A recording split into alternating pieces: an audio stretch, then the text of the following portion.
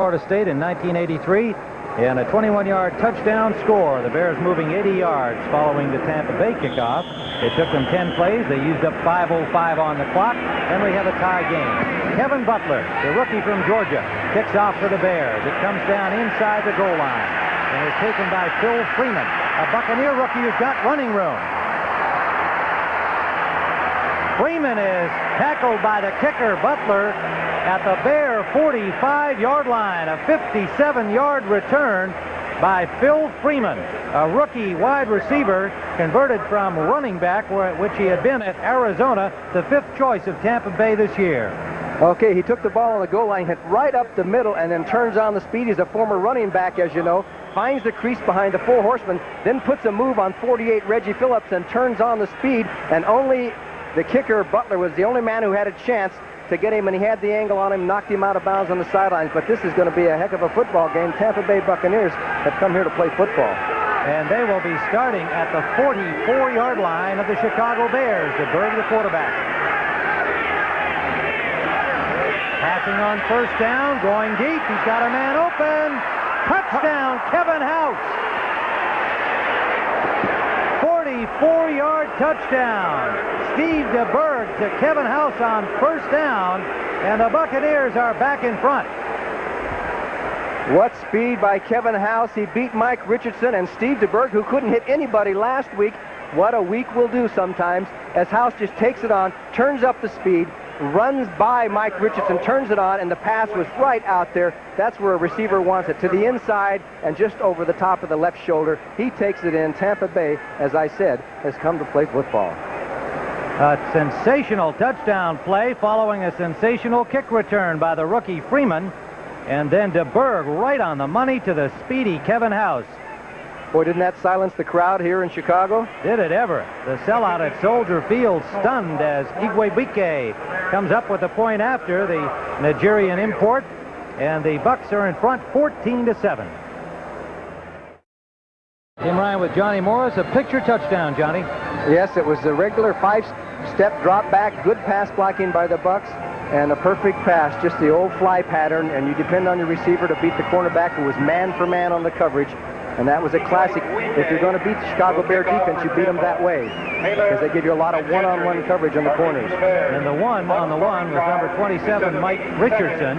Just was beaten cleanly by the speedy Kevin House, who does that to a lot of guys one-on-one. They must have been watching the game films. Richardson got beat last week on a one-on-one situation. Yeah, that was somewhat history-making, that series of 2 plays by Tampa Bay. Look at Igwebuike. Just drilled it not only through the end zone, but right into the stands. And I think through the uprights. Wow, that's impressive.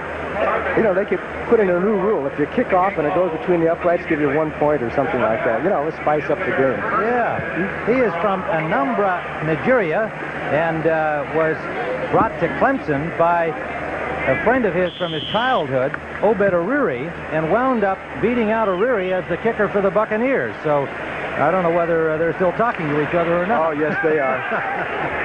Oriri will probably turn up on somebody else's roster. First down, Chicago from the 20-yard line, as Igwebuike has not given them anything else to work with. They're starting from the 20 again. Thomas and Payton, the running backs. Waller Payton trying the inside, off tackle to the right. A gain of about 6 yards to the 26-yard line. It'll be 2nd and 4 as Cannon and David Greenwood made the tackle on Walter Payton. And you can see our official temperature on our official thermometer. That's 94 degrees, but of course it's much harder out on the carpet. And this will be a factor, I think, more in the second half. Wouldn't you have to imagine? It's hot when you're down on that carpet. They say about 120. Definitely going to have some effect as the game goes on. That thermometer mounted just behind the Bears players' bench on the near side of the stadium. So it is 2nd and 3, Chicago. Calvin Thomas appears to have gained the first down over the 30 to the 32-yard line. Stacked up by the middle of the defense of the Buccaneers, with Jeff Davis and David Logan making the tackle. And something new at Soldier Field is air conditioners, because it is so hot. They have put air conditioners down by the benches. It throws out air at about 60 degrees, dehumidified air, and it's also on the other side for the Tampa Bay Buccaneers. They've never had that here before. Usually they had just fans. they decided because it was so hot they would try and help the players a little bit. I don't know how much it helps. First down Bears from their own 32-yard line in the I formation. Matt Suey has not returned from that bell ringer administered by Hugh Green. This is Calvin Thomas running hard. And Thomas picks up about 5, maybe 6 yards running straight ahead. Thomas reported a little heavy to the training camp this year and is certainly playing over his listed weight of 220, but seems to be perambulating quite effectively. Well, he is still in there, so Matt Stewie must be a little bit dizzy still. Thomas, of course, has 2 bad shoulders. He's had to run more straight up because of shoulder injuries, and there is Matt Stewie, who is trying to gather his thoughts. So it'll be 2nd and 4, a 6-yard pickup by Thomas. The ball at the Bears' 37-yard line. They trail 14-7 as the Buccaneers struck quickly following the kickoff return by Freeman. McMahon forced from the pocket and then is sacked. First sack of the day by either team at the 35-yard line, a loss of 2. Jeff Davis, number 58, made the tackle on him. A loss of 2. They brought a lot of people that time. Jeff Davis and Keith Browner, everybody putting the blitz on as they force McMahon to run through in the pocket, and there's a whole bunch of linebackers to pick him up. So a pretty good pass rush, fair coverage downfield. McMahon could not find a receiver. So the gun sounds ending the first period of play here at Soldier Field in Chicago with the Buccaneers 14 and Chicago 7. Tim Ryan and Johnny Morris at Soldier Field in Chicago. The Bears begin the second quarter. 3rd down and 7. A 4-man front now for Tampa Bay, showing something different with Green and Washington, the lone linebackers, on 3rd down. And the pass for McKinnon incomplete. Close coverage on him by Paul Dombrowski, the nickelback, another new acquisition to the Buccaneers secondary. A 6-year man from tiny Linfield College in Oregon, picked up on waivers from the Patriots this year. The Bears asked for trouble on that one because they had Marjoram and McKinnon close together, 2 receivers right there at the same spot, and that drew a crowd, and Dombrowski made the play, so Tampa Bay is going to get the ball back. Maury Buford, number 6, comes in to punt. Acquired in a trade from San Diego. He's standing at the Bears' 20-yard line. And it is Leon Bright. And it looked like he might have lost that in the sun. Let it bounce behind him, and unfortunately for Bright, it went into the goal line. It was kind of an interesting thing. It looked like he ducked his head as though he lost it in the sun and seemed to be still bothered his eyes after the ball bounced behind him, but it did go into the end zone. 65-yard punt by Buford. A flag down upfield at the 40-yard line of Tampa Bay.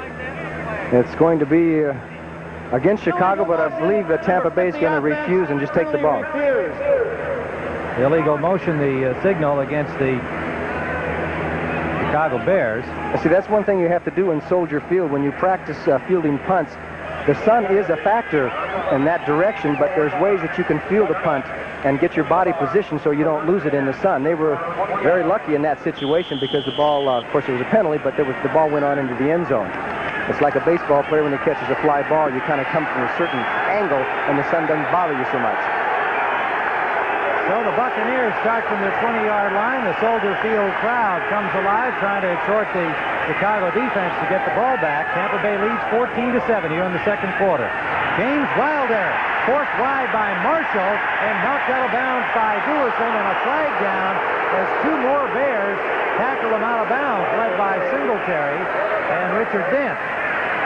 So there'll likely be a roughing penalty against Chicago after a good defensive play. Well, they came out fired up, and it cost them.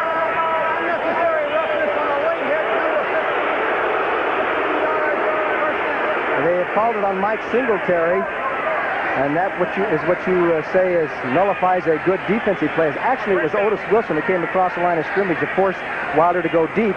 And we'll see the end of it here. There's Duerson, 22, and here comes Singletary, and it's a good call because he's way over into the white. That white stripe is 6 feet wide, and Singletary hit him at least 4 or 5 feet beyond there. So it was a good call and should have been called. From the 33-yard line, first down, Tampa Bay. They lead 14-7. Tim Ryan and Johnny Morris here at Soldier Field, where the temperatures are in the 90s. Wilder breaks another tackle and bowls close to a first down over the 40 to the 42, where Gary Fensick, the safety man, number 45, finally made the tackle, a 10-year man from Yale. Wilder has been nearly unstoppable here in this first half. Well, he's an Iron Man. Anybody that carries the ball 407 times, which is an all-time record. When you think of some of the football players that have been dominant football players, none of them carried as many times as James Wilder. 36 yards for Wilder on 5 carries thus far. It is 2nd and a yard to go for Tampa Bay. And it's Wilder again. Cuts it upfield for a first down. Tampa Bay close to the midfield stripe at the 50. And Gary Fensick again having to make the tackle deep in the Bears secondary. And it was Jimmy Giles who threw the block to allow Wilder to delay and then cut up the field. He had Wilbur Marshall, stayed with him, then kicked him out as Wilder moved up the field. So Jimmy Giles throwing a few blocks out there. Gene Sanders has come in at left guard for the Buccaneers, replacing Steve Corson. Sanders, number 74, 7-year veteran from Texas A&M. First down, Tampa Bay. Steve DeBerg, 5 for 5 so far today for Tampa. 46 defense for the Bears. Short drop. Flares it out for Gerald Carter, complete for a gain of 4. Hit immediately by Leslie Frazier, number 21. DeBerg is 6 for 6. His touchdown pass was the longest of his career as a Buccaneer, a 44-yard strike to Kevin House. Have you noticed most of the Tampa Bay passes have been from the short drop? In other words, you're not giving the Bears a chance to tee off on their blitz or with their good pass rushers, trying to get rid of the ball. Even on the long pass, the 44-yard touchdown pass, he just dropped back quickly, threw it up and over before the rush had a chance to get there. Good strategy by Tampa Bay. The gain turns into a 4-yard mark. It is 2nd and 6 for Tampa Bay. In Bears territory, and early action on the left side of the Bears defensive line. Flags are down. Hartenstein jumped. False start on the quarterback. Illegal movement, 17. And the reason he jumped was Steve DeBerg was charged with a false start, illegal movement, usually jerking your head up or making some kind of a motion, illegal perhaps movement by the quarterback. stepping back. Penalty, still 2nd down. And Gene Barth. They put that rule in a few years ago. Remember when some of the quarterbacks used to jerk their heads or whatever they could do to change their inflection to pull them off sides, and they finally decided they had to control that. So the loss of 5 makes it 2nd and nearly 11 back in Tampa Bay territory at their own 49. Slot formation left, the U-back Bell on the wing. DeBerg, whoa, what a catch by Carter. No, he couldn't hold on. Nice try by Gerald Carter, number 87. A diving attempt with coverage from Richardson, but the ball hit the turf.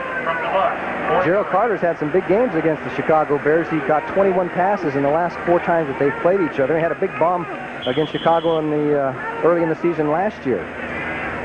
Theo Bell comes in to give the Buccaneers 3 wide receivers. Jerry Bell, the U-back, comes out. DeBerg's first incompletion of the game so far is now 6 of 7. The Buccaneers hoping to change that number. 11 consecutive losses on the road. They lead here in the 2nd quarter. 3rd down. They give it to Wilder. Wilder is stopped short of the first down by 5 or 6 yards as Singletary made the tackle on him, and Dan Hampton, number 99. So Tampa Bay will have to punt, and Singletary made up for his miscue out of bounds by making the stop on Wilder. There's number 50 who stays in on that nickel defense in the pass coverage, one of the few linebackers that does, and he just looks for James Wilder and knocks him down as the Bucs opted not to pass into that defensive coverage of the Bears and try and do it on a run. Frank Garcia in for his first punt of the ball game for Tampa Bay. Ken Taylor, Bears rookie, is back for it. Garcia nails that one. Comes down at the 5, but bounces upfield. And there's a loose ball near the 10-yard line, picked up by the Buccaneers, taken into the end zone by Ivory Sully, number 44, but he cannot, in that situation, take the ball in for a touchdown. He cannot advance it, but the Buccaneers have the ball. First down at the Chicago 11-yard line. How about those turn of events? You cannot, it was a muff, like you say, he never had possession, so you can't take it in for the touchdown. Ball was touched by the receiving team, recovered by the kicking team, but he cannot advance. their ball, first down. And it was touched by the rookie Taylor, who saw the ball go over his head. He thought it would be a touchback, but watch the bounce. It hit him right in the chest. He was surprised, I'm sure, to see the ball come back upfield because it was headed toward the end zone. And there's Sully picking up the loose ball, and it's Tampa with a great opportunity here. First down at the 11-yard line of Chicago, and they lead 14-7 with 11:37 remaining in the first half. Lone setback is Wilder. He has the ball. No play action. Nice fake. Touchdown, Jerry Bell. Steve DeBerg with a beautiful fake, and Jerry Bell wide open, as the Bears twice now have left receivers wide open for scores. Just tremendous faking, and of course Wilder takes the ball so much as a counter, and you can see everybody goes for James Wilder, and Bell is, God, he is so open, it's hard to analyze it. A mistake on the defense somewhere. So Tampa Bay again taking advantage. Right after the big play, they had a 57-yard kickoff return by rookie Phil Freeman. They struck on first down with a 44-yard bomb to house. Here they recover on the muff punt return by the Bears as Webike connects on the point after. And on first down, DeBerg hits Jerry Bell, and it is 21-7 Tampa Bay. You're in for some real serious tennis excitement today. Short kickoff from Igwebike, and it's taken by Gentry, who runs it over the 33-yard line and is straightened up literally by Irvin Randall, the rookie linebacker from Baylor. A good field position for the Bears after the 18-yard kickoff return by Gentry. They'll be at their 33-yard line, trailing 21-7. The Tampa Bay Buccaneers have shocked the Bears in this first half of play. They got a big break, and they took advantage of it. On that punt, if you had seen that punt, you'd never believe that it would have gone backwards because it was coming at such a line drive, but sometimes the point of the ball hits a certain way. They got a break. One play later, they score. That's what you call taking advantage of your breaks. So McMahon brings out the Bears in the I formation. Still Calvin Thomas for the injured Matt Suey. Play action on first down. McMahon has a man open, complete. Willie Galt at the 45-yard line of Tampa Bay. And on the coverage and the tackle, Jeremiah Castile, a 22-yard pickup. Olympic speed for Willie Galt, and Jeremiah Castile is going to give him plenty of room. Look at the room between Galt and Castile, and then he gets him going backwards, comes back, falls. The pass was perfect for McMahon. That's what you call timing on the precision passing game. First down at the 45, and chatting with Willie Galt yesterday, he's eager to catch more passes than he has in the past. He feels somewhat demeaned. He thinks people still don't accept him as a football player and a top NFL receiver. But he says, I'll play my role. I'd like to get those bombs, and I'd like to get those possession plays. First down. Man open is Galt. Oh, he dropped the ball. Perfect pass from McMahon to Galt, who had everybody beat, and he dropped the ball.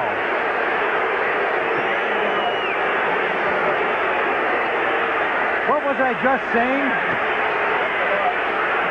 That's one of the reasons he hasn't been in the passing game as much. This time, he beats Castile, gets some help from Curry. McMahon, under pressure, put the ball right where it's supposed to be. You couldn't ask for anything more than that. I'm trying to see if he messed up on his fundamentals. Just hit him right in the hands and went down as he tried to cradle into his body. So the Buccaneers get a break as Willie Galt drops the pass. And he'll remember that one for a long, long time. Second and 10, a four-man front for the Bucs. Don Fielder, Carl Morgan, and rookie Ron Holmes are now in on the front with David Logan. 5 defensive backs on second and 10. McMahon gets some time, and he's got the tight end Reichman. Reichman down to the 20-yard line.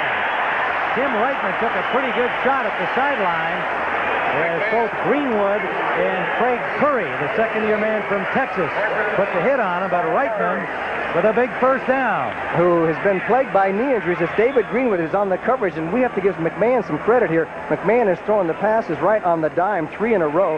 This time he hit Reichman, who was fairly well covered by Greenwood. Reichman turns up the field and takes it down. He signed originally in the USFL after he was drafted by the Chicago Bears. Played for the Blitz in Arizona and is back and made this football team as a backup to Emory Moorhead. Drafted by the Bears in 1982 is their number 2 pick out of UCLA. Went to the USFL and signed as a free agent this year.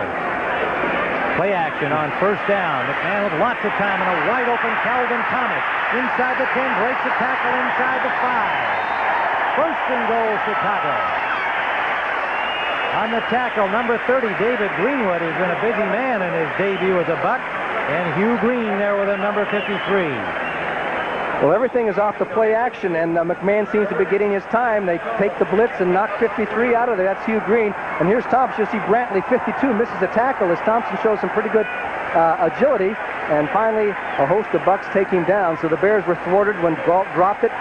Came right back at 3 successful plays, and now have a chance to get on the board anyway. You see Hugh Green come all the way back from being blocked on his rush to get in on the tackle. And it is first and goal. Andy Frederick in his tackle, number 71 for the Bears, and Thomas runs out behind that side and gets to the 1-yard line. It'll be second and goal from the 1. And they have Frederick in as an extra blocker on these short yardage situations inside the 5. He becomes a second tight end in this circumstance for Chicago. Calvin Thomas a little shaken up on the play, and he's in there for Matt Suey, who had his bell rung a little earlier. I mentioned that Thomas has had some problems with shoulders and a shoulder operation during the offseason. The other one got hurt during the exhibition season, and it appeared he had to use those shoulders that time because he was banged by 2 or 3 Bucks. And Suey wanted to go back in the game. He says, "I'm okay, Coach. I can play." They want to wait and see what the situation is, because when you get hit in the head, you're always reluctant.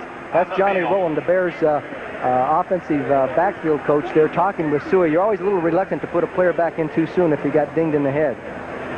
Well, Suey still getting attention, or rather Thomas still getting attention on the field, and Suey discussing things with Johnny Rowland and now Walter Payton. And Matt says, "Hey, I can handle this. I'm fine. Let me go get it in the end zone." The ball's been spotted inside the 1-yard line. The Bears trailing 21-7 as Steve DeBerg has 3 touchdown passes for Tampa Bay, including his longest as a Buccaneer quarterback, a 44-yard bomb to Kevin House. And Calvin Thomas apparently is okay. Coming over to the Bears sideline, a little encouragement from Walter Payton. Well, elsewhere in the NFL, I think we have at the 1-yard line for Chicago. Down by 2 touchdowns, Gentry and Payton. And Walter Payton is stopped. Hugh Green came firing in, and Jeff Davis right behind him. Great defensive job by the Buccaneers, stopping that very difficult man to stop, Walter Payton. There was a fumble there as Hugh Green, 53, got across, made contact with Payton. You might get a good look here. You'll see the ball squirt out, and I believe it squirted out before he hit the turf. We'll see.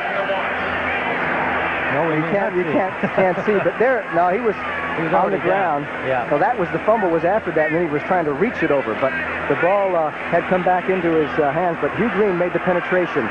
You watch those linebackers for Tampa Bay, they'll be off the line of scrimmage and shoot that gap and try and dive into the hole.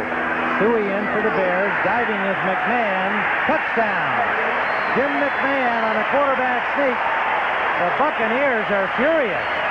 They say that he either didn't make it or he coughed up the ball. But remember, you only have to break the plane of that goal line, and then if you cough up the ball, it's no fumble.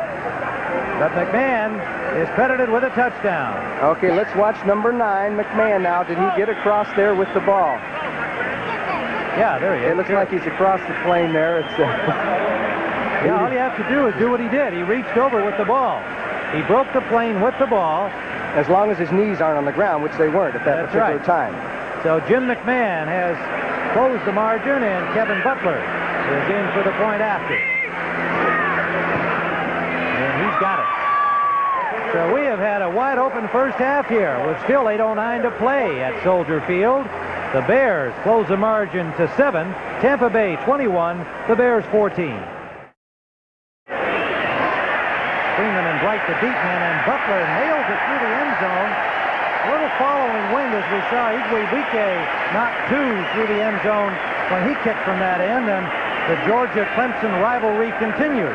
These 2 young men faced each other in a game last year, and Butler came out on top as his team came out on top. Igwebuike had 3 field goals in that game. 134 times out of 184 in his college career. Butler's kickoff were not returned as he was able to hit this quarter. And again, the crowd cheering for the Bears defense, last year's #1 to stop the Bucks, but you can't stop Wilder. Wilder nearly got down the sideline. A flag on the play, tripped up by Mike Richardson, or he might have gone the distance. A 15-yard gain for James Wilder. This is probably going to be called back, but it was still a heck of a run by James Wilder. He broke a tackle. Otis Wilderson had him dead to rights, number 55, and you got to hit Wilder. Make sure you got a hold of him. He just bounced right up on him. Illegal use of the hands, 10-yard penalty from the spot of the foul. It'll still be first down. Well, that was Kevin House charged with the penalty for a downfield block that was illegal, and probably Wilder didn't need the help at that point. Had he shaken that last tackle, he would have been long gone. Well, as a blocker downfield, whenever in doubt, and you know that your ball carrier's already got 15 or 20 yards, you're best not take a chance. He was trying to get his head to the side of Mike Richardson, but you see he hits him right in the back, and there was just really no reason to take that kind of a chance of hitting the guy from the back. Good job by Richardson to put the stop despite that block. First down, 9 to go, and it's intercepted by Gary Fensick. Fensick to the Buccaneer 20-yard line. Gerald Carter, the intended receiver, perfectly timed pickoff. Dent and Jerry Bell are having a set to down at the 10-yard line. And flags are thrown down there as things getting a little physical here. Richard Dent, that's Otis Wilson, 55, but it was Dent who got into it. What a nice interception. The 10th by Fensick against the Buccaneers in his career. And I don't think DeBerg even saw him as he saw Carter coming across the field. Fensick there just as a safety there, just stood in there, watched the quarterback, and stole the ball, and they're going to rule it down right there that there was contact by Carter so that Fensick could not get up and run down the field. Now there's a penalty. Illegal motion on Tampa Bay. That penalty is automatically refused. I have a personal foul, unnecessary roughness after the interception. Will penalize Chicago 15 yards, and it'll be their ball, first and 10. Well, you saw where Fensick was down, as you said, Johnny, at the 36 would have been the line of scrimmage, not at the 20 where he had run the ball to. Now from that point, they're assessed 15 yards for unnecessary roughness. They didn't... Otis Wilson was involved in the situation. Yeah, I think it was Richard Dent, frankly. It was Dent and Jerry Bell who were having at each other, and then Wilson came and got into the argument afterwards. But they did not finger the culprit there. But nonetheless, the Bears have the football, and a first down at their own 49-yard line. In motion goes Calvin Thomas. Play action. McMahon is sacked. What a tackle by John Cannon. Number 78, a diving tackle of Jim McMahon, and a loss back inside the 40-yard line of Chicago. And you talk about a big play as Cannon's number 78. Now watch him come across the line of scrimmage. So it gets over Mark Bortz behind Bortz 62, makes the dive, and McMahon is not able to get out of the pocket. The Buccaneers, of course, noted for their 3-4 defense. They'll go into a 4-man line sometimes on the third down situation, but I noticed they were doubling the wideouts that time, so I don't think you're going to see Willie Gault and Dennis McKinnon on one-on-one situations too much anymore. Second and 20, a 10-yard loss on the play. 2 sacks by Tampa, last year's leaders. The Bears have none so far. And McMahon just simply took off and picked up the 10 yards that have been lost. I think McMahon faked out his own team on that. I don't believe it was planned.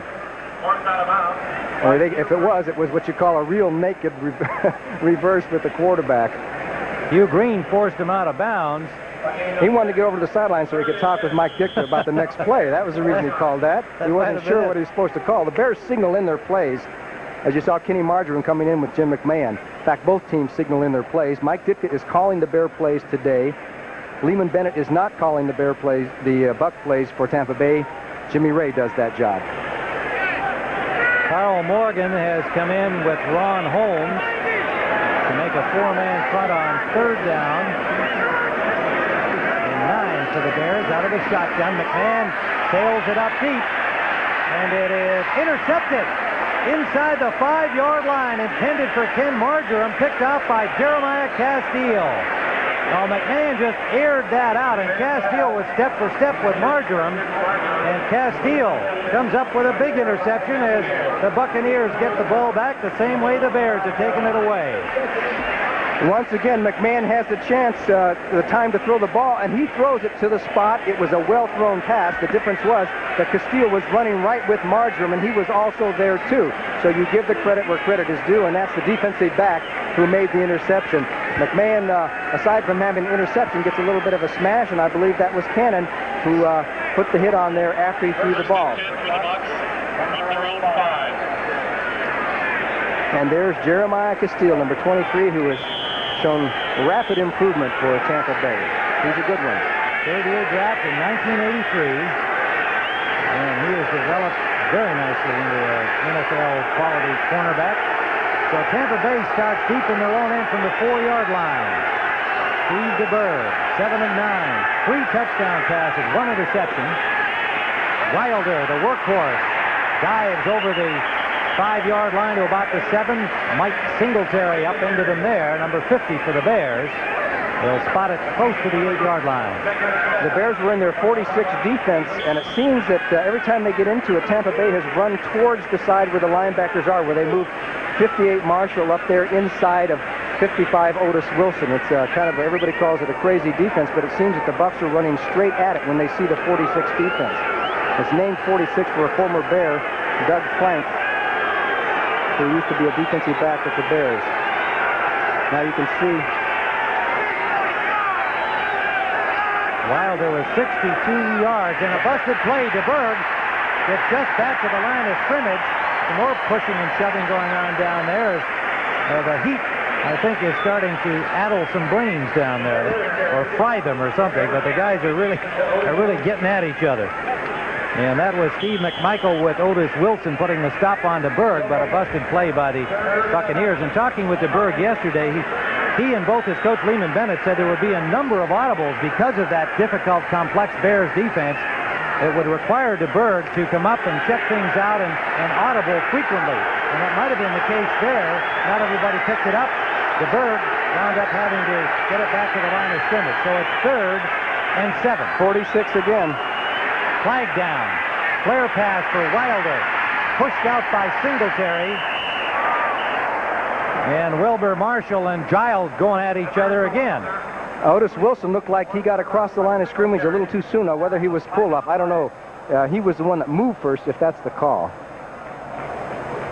Gene Barth signals offside against the Bears. The yardage will not give them a first down, however. So I'm sure they'll take the penalty and have a more reasonable 3rd down situation. Defense, number 57 offside, 5-yard penalty, still 3rd down. So it'll be 3rd and about 2. There's Otis Wilson arguing that they'll include a U.S. Open preview of the singles final between McEnroe and Wendell. There is Jim Perry, number 72. The refrigerator, as Johnny Morris just referred to him, his college nickname at Clemson, number 72 on the short yardage. The pitch out, and the Bears bury him. Back at the 13-yard line, Dan Hampton drops Wilder for a loss. Otis Wilson was there, along with Hampton. Wilder has now carried 10 times in this first half. There's William Perry, number 72, 330 pounds of romping, stomping dynamite. He's going to be playing on short yardage situation. The Buccaneers could use a good punt here. From the end zone, Frank Garcia. There's Ken Taylor, the rookie, waiting for it at the Bears 48. High punt. Fair catch signaled by Taylor at the 48-yard line of the Chicago Bears. A 40-yard punt. 4:12 remaining in the first half. Tampa 21, the Bears 14. Certainly the most surprising thing about this game, the offense of the Tampa Bay Buccaneers, even though they were 10th last year, seems to me to be a lot more confident-looking offense. Well, I think Lehman Bennett's done a great job when you stop to think of putting in a new offense, you know, and new ways of calling plays. You usually expect some rough spots for the first few games. They look good. They have really confused the Bears on defense. Steve DeBerg said yesterday when we chatted to him that he didn't want to have to compete with a ghost again. He had to do that with Joe Montana at San Francisco, with John Elway at Denver, and now the specter of Steve Young looms behind him. He said, I could just go out there and play my game without thinking about anybody else. Today, so far, Steve DeBerg is doing all that anybody could expect of a quarterback. He has his team in front 21-14 with 3 touchdown passes. And there is Steve DeBerg. And he knows full well that his Tampa Bay team is trying to sign Steve Young and get him into uniform. All right, the Bears first down. Complete to Moorhead. Moorhead inside the 30-yard line, and a first down for the Bears. Ivory Sully making the tackle at the 28-yard line of Tampa Bay. They will spot the ball, a 23-yard gain. And this time the Tampa Bay Buccaneers were a little late on their coverage. You see Moorhead, the tight end, just running an angle towards the sideline. The wide receiver cut inside, and Sully was over late to be on the coverage, and it was a one-on-one situation as Emery Moorhead took it down the sidelines, and the Bears are in striking distance once again. So the pressure has switched on now to Tampa Bay's defense. Craig Curry has come in to replace Ivory Sully on first down at the Tampa Bay 22. They fake the pitch out, and Matt Suey back in the game has his first carry since running into Hugh Green back in the first period. And Suey picks up 5. Green again putting the tackle on him. I'm sure Matt would have been happier to look up and see another number other than 53. Now McMahon, you can see there, number 9, just took the signals from Steve Fuller, the Bears' backup quarterback. And that helps any team, both Tampa Bay and Chicago, get to the line of scrimmage a little sooner and gives a quarterback more chance to call audibles, time to do something. Doesn't have to worry about that 30-second clock as much. That was generous on the 5-yard gain. It's 3 for Matt Suey, 2nd and 7. McMahon gets time and intended for McKinnon. Good defensive coverage by John Holt, number 21, the 5-year man from West Texas State. It'll be third down. Third down play. 5 defensive backs in on the passing down. McMahon has lots of time, but it's tipped, intended for McKinnon. And it might have been Ron Holmes, the rookie, who got a hand on that, number 90. The Bears had a free play there because it looked like somebody jumped off for Tampa Bay. Well, flag down, you're right. Number Holmes. 90 defense, offside, 5-yard penalty, still third down. Well, that was Holmes, the rookie from Washington, and he's not really 100% ready to go. He's been bothered with an Achilles injury during the preseason. The man they had hoped could replace Leroy Selman, who's gone at least for the year with a back injury, and they're hoping this number 1 choice could perhaps become another Leroy Selman. That's hardly possible, I guess, but Holmes, a very highly regarded rookie. 2 tight ends in for the Bears, Moorhead and Reitman, and then they send in Andy Frederick as a blocking tight end. 3rd and 2 on the short yardage situation. And the give is to Suey, and Suey is stopped at the line of scrimmage. They'll be well short, at least a yard, but with 1 more down to go. Good job by the Bucs, and it was Ron Holmes, number 90, who piled up the traffic. Young man we were just talking about, 6'4", 255-pounder. Now you can see the official wheeling his arm as Mike Ditka sends in the field goal team. The play has already begun. They're already down to only 17 seconds, and that's one way they're trying to speed up the action in a football game. Kevin Butler will have the ball spotted at the 28-yard line for a 38-yard attempt. Steve Fuller will hold. Butler's first field goal attempt as a Chicago Bear, and he has it. A 38-yard field goal for Kevin Butler, the man who sent the popular Bob Thomas away from the Bears after a 10-year career with Chicago. And he has reduced the margin as with 2:35 remaining in the first half of play at Soldier Field. The score is now Tampa Bay 21 on the Bears 17. And both teams offensively have been able to move the ball almost at will. Defensively, the surprise has to be the Chicago Bears, unless you say, well, the number 1 defense doesn't have Al Harris and Todd Bell. Maybe they've lost more than their coaching staff thought they would, although Buddy Ryan particularly would like to have those 2 guys back, not to say Mike Ditka wouldn't. But Ditka talked confidently about the replacements yesterday. Yes, he did. He feels that the defense is just as strong with the 2 replacements. You have to wonder because they were such good football players, and to mesh in 2 more football players, it's obviously weakened the defense. But I think you got to give credit to the Tampa Bay offense and what Lehman Bennett has done, and the game that DeBerg has had. His statistics are really great, and they have actually tricked and fooled the Bear defense quite a bit. They have, and when they've run with Wilder, they've blocked well in the offensive line. I just think the assimilation of Lehman Bennett's offense has been excellent. Got to give Jimmy Ray some credit. He calls the plays, and then move the ball up and down the field. So we still have a half to go. This is quite a football game. More than a half. Lots of scoring with 2:35 still to play first half. Butler's kickoff will come down at the 1-yard line, taken by Phil Freeman. And Freeman this time is stopped at the 22 on his last sortie upfield. He went 57 yards, the longest kickoff return in Tampa Bay history. And then they struck on that 44-yard bomb to Kevin House immediately following Freeman's return. This time a 21-yard return, and Cliff Thrift, a new linebacker for the Chicago Bears, acquired from the San Diego Chargers, made the tackle on the play. A 7-year veteran acquired on waivers, and Mike Ditka and Buddy Ryan are very happy with his play in the preseason.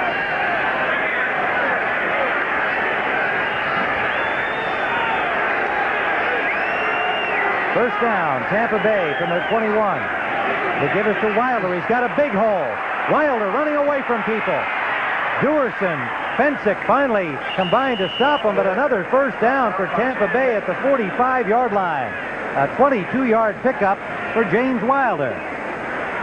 And you talk about the quick moves for a man who weighs 225 pounds. Watch the move, and there's the block by Grimes on Mike Singletary. He just buried Singletary 60 on 50, and then it was Wilder down the field. Finally, Frazier traps him off, and Duerson and Fensick and everybody else comes in on the tackle. But he got a great block from the center, Randy Grimes, on Mike Singletary to take him out of the play, and it was Wilder's quick move back for the big man that made the difference. We've reached the 2-minute warning here in the first half of play at Soldier Field. There's Lehman Bennett on the sidelines, his offensive coordinator on the right of your screen. The white visor is Jimmy Ray. He says this beats the heck out of selling motorhomes, huh? Well, he said, you know, I missed it and I didn't. You know, you're away from something and you make a choice. He was still being paid by Atlanta, and he kind of enjoyed learning about the business world. But he said, I'm real happy to be back, and it felt like I was never really away. This is Wilder on first down. Wilder plows for about 4 yards. It'll be 2nd and 6, and Wilder has carried 12 times already for 87 yards. Marshall and Singletary on the tackle.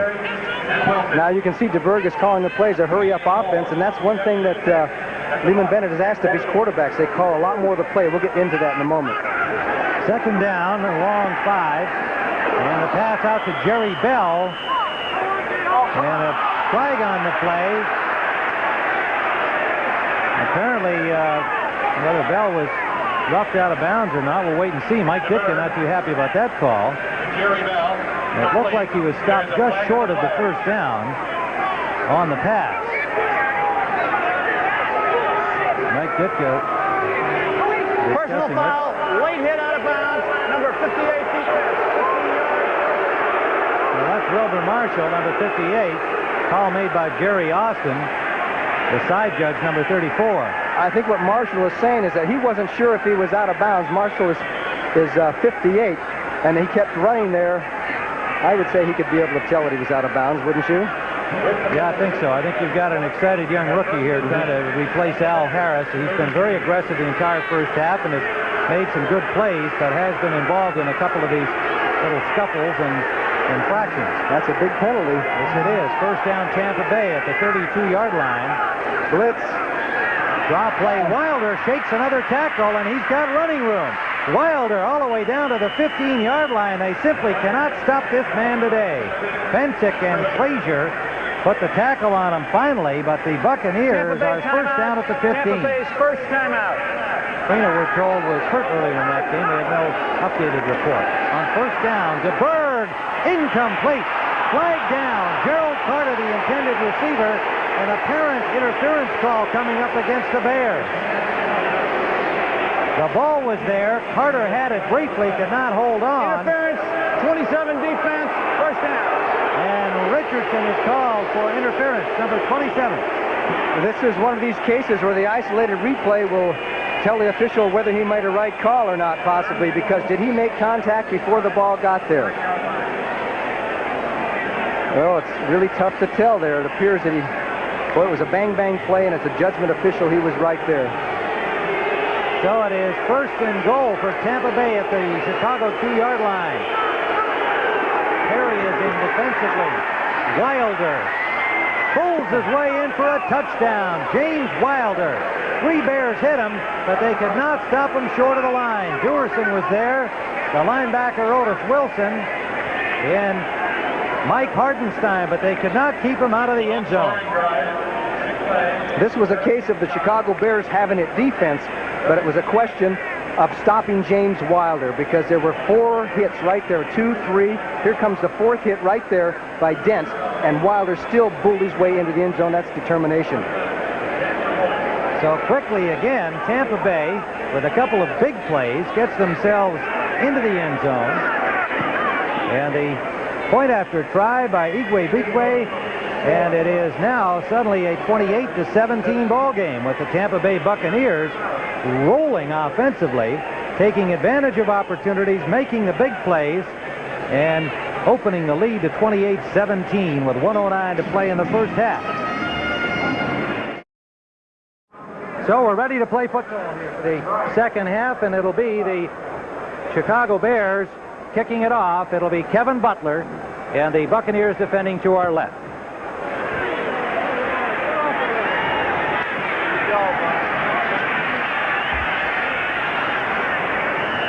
And the Buccaneers get it out to the 25-yard line. Leon Bright, number 29, played in the Canadian Football League and then with the New York Giants, and turned up with the Bucs as a free agent in 1984 and one of the real good kick and punt returners. So as we were saying at halftime there, our stats are slightly different than what we gave you. 234 yards of total offense for the Chicago Bears, but they trail on the scoreboard as the Buccaneers have been able to stop them in several of the big situations. And DeBerg is throwing 8 for 10. That's 80%. That's not bad. McMahon is 13 of 21, so both quarterbacks have pretty good statistics. Now the Bears go into their 46th defense now. And that defense doesn't look like the league's number 1, at least in the first half. First down, DeBerg finds the open man, Carter. Sideline pass, Richardson on the coverage. Pick up of 5, maybe 6 yards. DeBerg with 3 touchdown passes in the first half, 1 interception. Each team had an interception. Fensick for the Bears, Castile for the Buccaneers. That was on a long bomb, a well-thrown ball by Jim McMahon, but Castile had real good coverage on Ken Marjoram. We were talking with Lehman Bennett yesterday, and he admits that he's put a lot of stress on his quarterbacks. DeBerg has to call, when he calls a pass play, he has to call every individual pattern, not a name pattern that signals everybody what to do. He calls each one individually, so he has got to call an awful lot. Now, we wrote down an example of that, which we'll give you here on the next play if we can. Short drop, the ball is tipped, intercepted. Mike Richardson to make it Frazier. Leslie Frazier, 21. Richard Dent got a hand on the ball, and Leslie Frazier alertly picked it off and took it into the end zone. A 29-yard touchdown, and the Bears strike quickly here in the second half. I'm sure this was an audible call against that 46. Watch Dent. He's number 95. He bats the ball, and Frazier takes it in for the easy touchdown. However, I think he would have intercepted had the ball not been tapped, because he had decided he was going to come forward and take a chance that it was going to be the quick pitch pass. Leslie Frazier, who's been hobbled by a sore thigh, comes through for the Bears, and you talk about a quick turnaround. That's it right there. So Butler in for the point after, and he has it. So the happy Bears fans celebrate that sudden score here in the second half as they reduce the margin to 4 again. Leslie Frazier picking off the DeBerg pass tipped by Richard Dent, and it's now Tampa Bay 28 and Chicago 24. So the Bears will kick it off. We talked about the fact that was probably an audible, Johnny. You mentioned that. And you had talked about how DeBerg has all the responsibility. Let me just give you an example here. Last year, Steve DeBerg would call a play that might have been called 82 hot. That sounds pretty simple. This year, the same play, 82 hot, in the huddle, he would have to say the following: storm, set short, 404, flat, wide. You've got to be an English major and a computer scientist to be the quarterback of the Tampa Bay Buccaneers. Now, as you pointed out, he's really talking to the 5 receivers. He's establishing first the protection they're going to use, then the drop, which is set short. The 5 receivers' instructions where they're going, that's 4-0-4, flat and wide, the last one being his running back Wilder. So he's really telling everybody on the team their individual assignments. Now, I guess the theory, at least your theory about the theory, was that it's easier for one man to know everything. Butler nails that all the way through the end zone. And Tampa Bay will start again from the 20-yard line. And there is Kevin Butler, who attempted the long field goal at the end of the half and fell short. This one he really boomed. Well, Ditka is talking with him, but I don't think he has got to be unhappy with him, because the reason he kept Butler over Bob Thomas was the fact that he can put that ball in the end zone, and he feels that his accuracy record in college was good enough to make him a good pro. And so far, he has proven that, except for that long one, which you can't expect anybody to make, except maybe the man up above. So Steve DeBerg brings him out again. First and 10 from the 20-yard line of Tampa Bay. They lead by 4, 28-24. Jerry Bell sets up on the right side as a tight end, and there's early action before the snap. Jimmy Giles and Richard Dent. We'll see how the officials rule it. I think it appears that Jimmy Giles came across too soon and made contact, so it'll go against Tampa Bay. Offense, offside, made contact before the snap. 5 yards, This has got to be the key turning point in this football game, is what the Tampa Bay offense does in this series. If they can come up with a successful drive, move down the field, and get on the board, it will somewhat counter that momentum the Bears got with the interception. However, if they don't move it this time, it looks like a momentum swing to me. It'll be interesting to see what defensive adjustments, if any, were made by Buddy Ryan of the Bears at halftime. Draw play, barreling out to the 25-yard line, James Wilder, and Wilbur Marshall made the initial contact. Otis Wilson got over there to get in on it. Wilson limping around a little bit. He's been bothered with a sore ankle and a bruised knee. James Wilder, 120 yards, 15 carries. That's 8th 100-yard game as a Buccaneer, and he had those 100 yards in the first half. My mathematics say that's 8 yards per carry. Second down and 5. Wilder again takes it to the right side. Nice tackle on him by Gary Fensick. And then Wilson came down on top of him, and Wilder is hurt. The Iron Man is getting up slowly. Well, apparently he's all right. I think it was the weight of Otis Wilson on top of him. Fensick made the tackle that they say you should make on those big, powerful, high-running guys like Wilder, and that's to get him around the ankles, because otherwise he'll run over you. They hit him low. It's almost like a block. It's like a cut block, as Wilder does a good job of cutting back. Marshall's tangled up inside. Here comes 45, and he hit him right on the thigh. And then comes Otis Wilson over the top, number 55. So I don't know which. I would have to imagine that it was Fensick's hit that might have shaken him up a little bit. Didn't appear that Wilson hit him that. Now here is a key play, third and about, what, an inch or two? Third and very short, about the length of a football. They've got the refrigerator in there, number 72. William Anthony Perry, their number 1 pick from Clemson. To stack up the middle of that line, 325 pounds. Well, the stack was there, and how you sort that one out will be interesting. It appears to me that DeBerg did not get over the 30-yard line, which he would need to get to, but we'll let the officials spot it. He looks to be a little bit short. Well, the refrigerator was there, but I think Dan Hampton was at the bottom of the pile, number 99. Okay, Lehman Bennett on the spot here for the first time. If they do not make it, the obvious call was to punt away, but he knows about a momentum situation. He'd like to keep the ball if he possibly could. Well, they brought the chains out, and now looks like they're waving them back as though it's not required. It'll be 4th down and inches, or about an inch. Otis Wilson is being assisted off the field. He was in the middle of that last pile-up, and it looks like they're checking his nose and mouth. He might have taken a little shot in the face, and he's already, as we mentioned, got a sore ankle and a bad knee. They're going to punt. So it is 4th down, and they will not go. Frank Garcia, standing at his 15-yard line, will be the punter. And the rookie Ken Taylor will wait for it. There's Otis Wilson. Looks like he got a little shot in the head from that pile-up, stopping Steve DeBerg. Calvin McGee, the rookie from Southern, who caught a touchdown pass in the first period, is the punt snapper. Just became the official punt snapper this week for Tampa Bay, replacing Ken Kaplan in that role. He's putting against about a 10-mile-an-hour wind. And it's a good one. He backs up Taylor to the 28 of Chicago. And Taylor gets away from one tackler and then is hauled down with a high tackle at the 40-yard line of Chicago by Mark Woody, reserve tight end number 85. So the Bears will have pretty good field position from their 40. When we return, they trail by 4.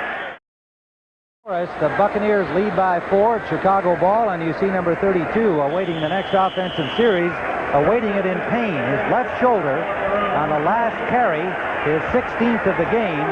Wilson and Fensick put the stop on him, but it was more likely, I would think, the fall onto the turf from the tackle, the ankle grab by Fensick, his own body weight. He has 120 yards on 16 carries. Chicago ball from their own 40-yard line. McKinnon in motion. McMahon out to Payton. Payton nearly slipped, retained his balance, and winds up with 5 to the 45-yard line. Tripped up by Castile, number 23. Somebody else popped on top of him, I believe Hugh Green, and the crowd got on Green for that. But Green immediately went to Payton and said, "Hey, I can't read his lips from up here," but it looked like he was saying sorry. They're good friends. We talked to Hugh Green yesterday, and they appreciate each other's ability in this game from opposite sides of the field. And Hugh Green has played in the Pro Bowl with Walter Payton and said they've gone out to dinner together and so on, and he knows full well that they're both going to be extremely tough competitors against each other in this game. Second, then a long 5. Payton again. Payton dances through tacklers and has a first down to the 45-yard line of Tampa Bay. Word on James Wilder is that he is planning on coming back into the game. Green and Chris Washington combined on the tackle. Washington 51, Green 53. And there you see Wilder on the sideline. The ball spotted at the 46-yard line of Tampa Bay. The Bears trail by 4, and they are on the march. Payton now has 54 yards on 9 carries. Play action. McMahon with time. Flares it off to Payton. Payton over the 40. Well played by David Greenwood, the newcomer from the USFL and the University of Wisconsin. Johnny, we speculated about Greenwood having been moved to strong safety late in the week, having had only 1 week of practice. Ivory Sully moving over to the weak safety, the free safety, and the fact that there may be some confusion. I think we saw maybe twice in the first half that occurred. On the other hand, it doesn't seem to me that the Bears have really been attacking that as a possible weakness in the Buccaneers secondary. The last time McKinnon was running wide open across the field and he threw to Payton, we're going to see him hit McKinnon pretty quick, I think. Second and 4, Chicago at the Tampa Bay 40-yard line.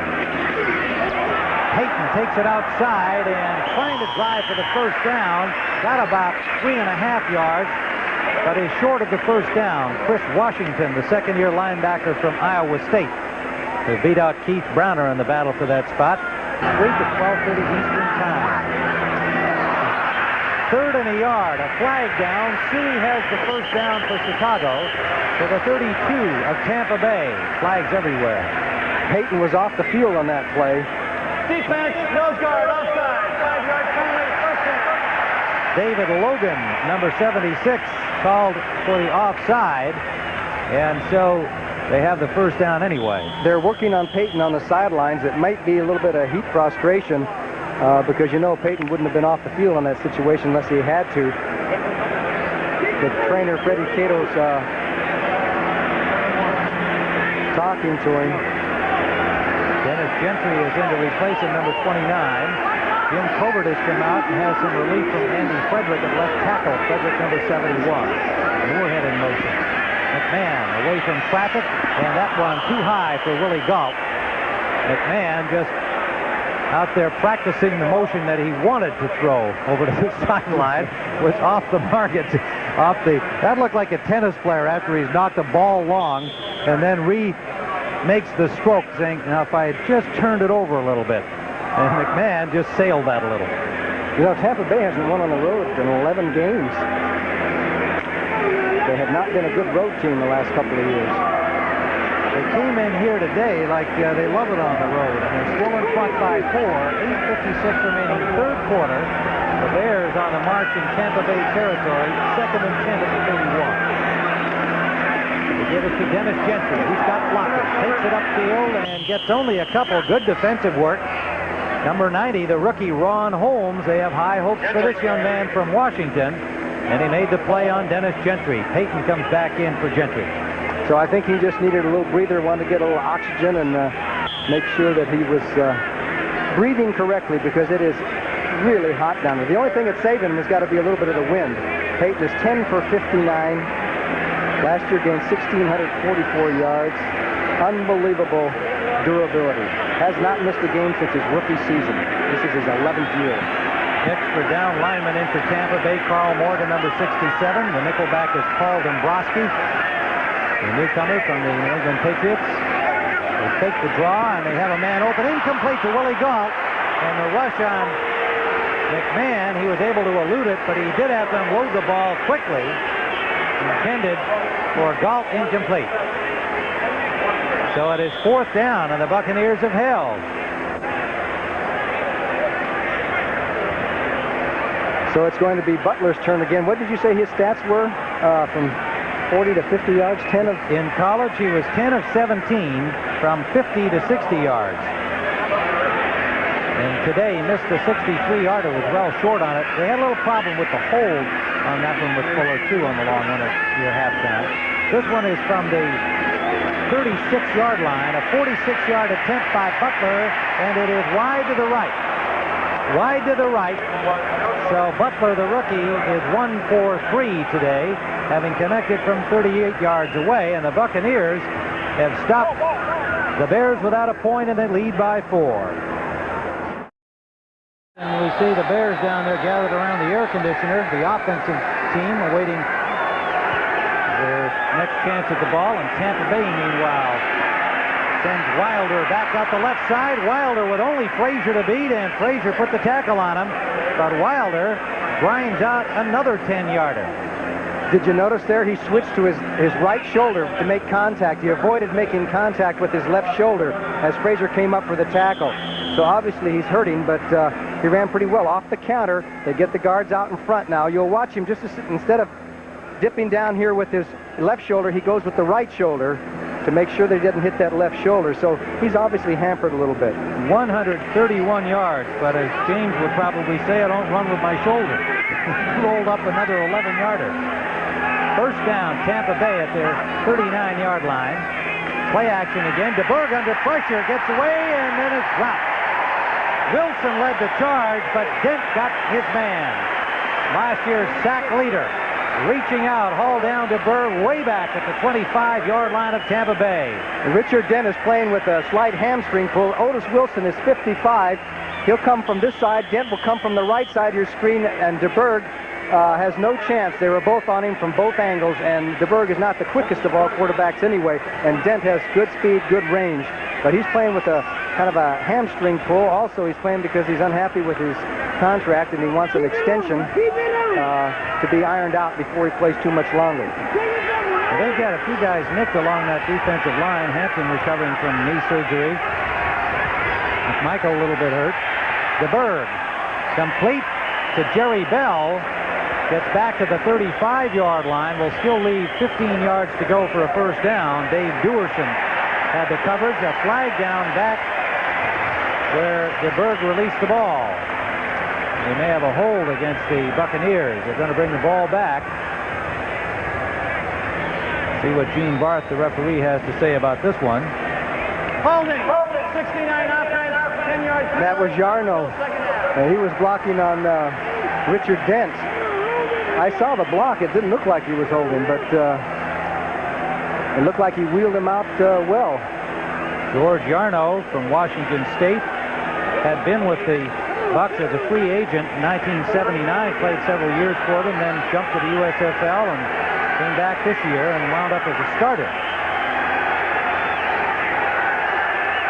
So at a 2nd and 33, the first sack of the game, Richard Dent's first of the year. Wilder with Dan Hampton riding herd on him, got to the 20-yard line for a gain of about 5. Singletary helping out Dan Hampton. So it'll be 3rd down and 28 yards to go for a first down. The Bird 10 of 13. The Bears go into the nickel. Sean Gale comes in, and it appears that the Bears are starting to show some of that swarming defense that they're noted for. Nickel defense.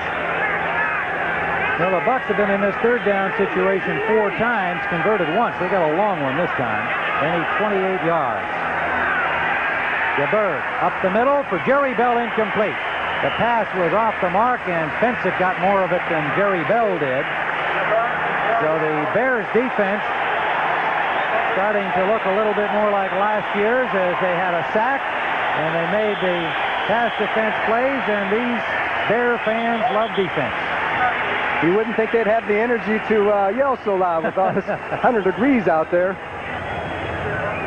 There's Ken Taylor, the rookie, awaiting the punt from Frank Garcia, and he's standing at the Bear 45-yard line. Jerry Bell being assisted from the field. He was a little slow to get up as he dove for that pass behind him. Smacked himself onto that hard artificial surface. Garcia standing inside his own 5-yard line. Low snap, but he feels it. And a pretty good kick against the wind. Goes out of bounds at the 38-yard line of the Chicago Bears. A 42-yarder from Garcia against the breeze. And we'll be back at Soldier Field with Tampa 28 and the Bears 24.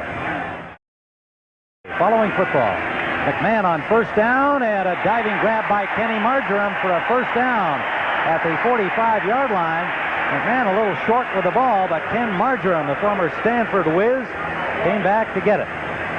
Actually, he wasn't all that short. That was what you call a great precision type of pass. Marjoram went straight down the field, turned to the outside, and came back. And McMahon's timing, because as he comes back, there's the ball right there for the completion. Marjoram playing for Willie Galt, who's dropped a couple of passes, and Mike Ditka has put Marjoram in there. And I don't know if he's said, "Hey, Willie, that's it," or what. But anyway, Galt is on the sidelines.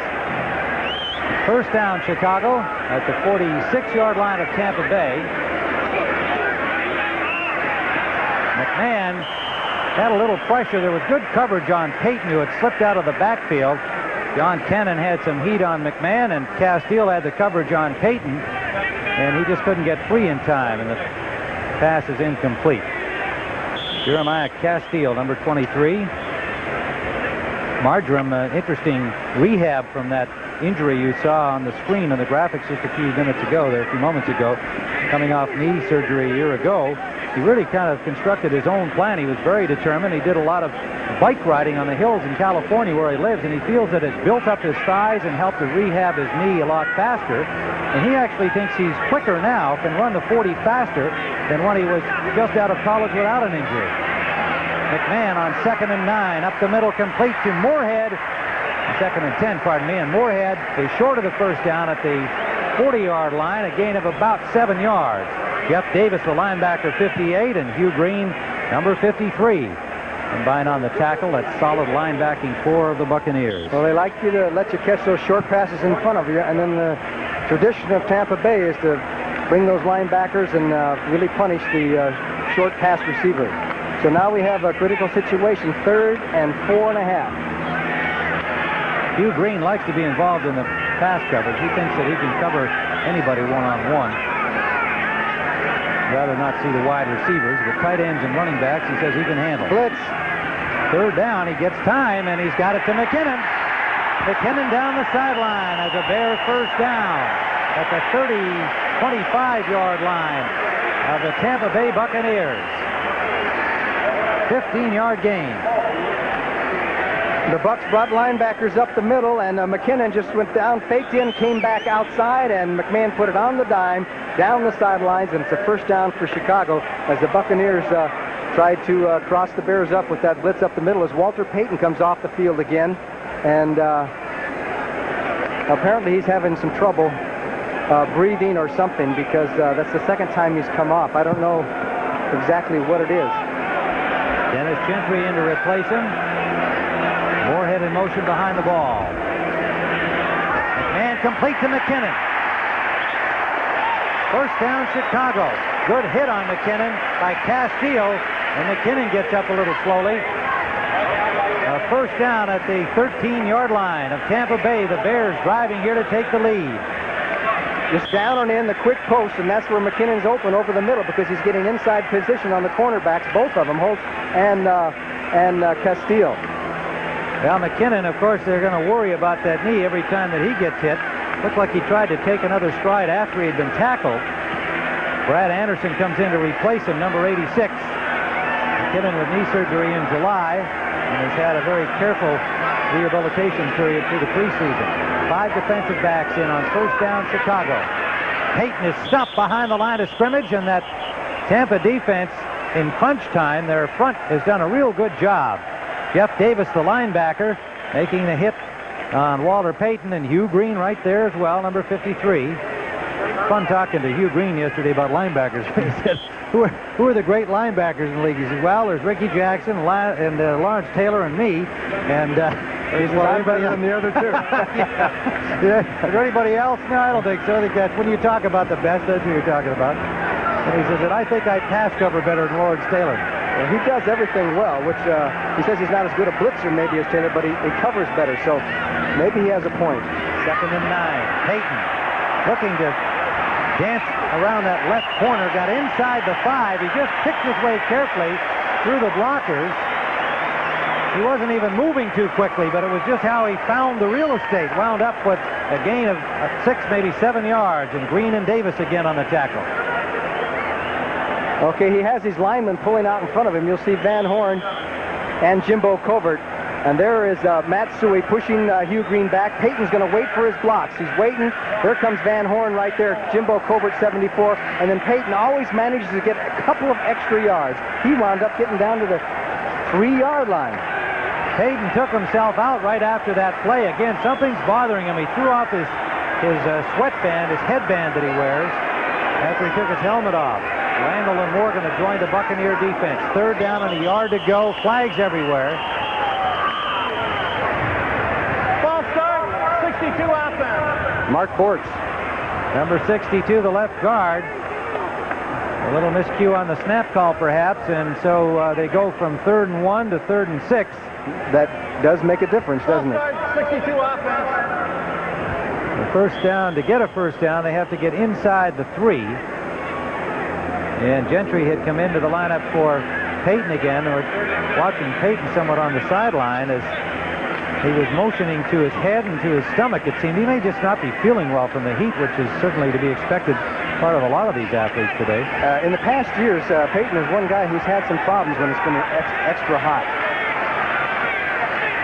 Bears have picked up 7 penalties, 73 yards they've hurt themselves. McMahon rolling out, trying to find an open man. In the end zone, and it is touchdown, Matt Suey.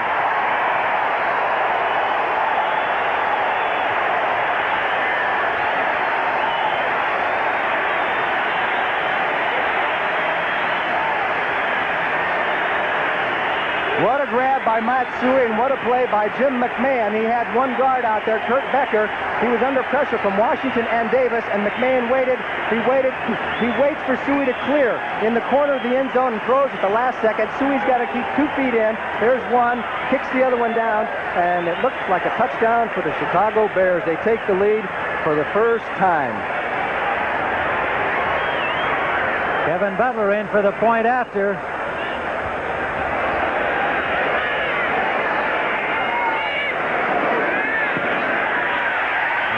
got it. So the Chicago Bears, with 27 seconds remaining in the third quarter, have moved in front of the Buccaneers in a high-scoring game, 31-28.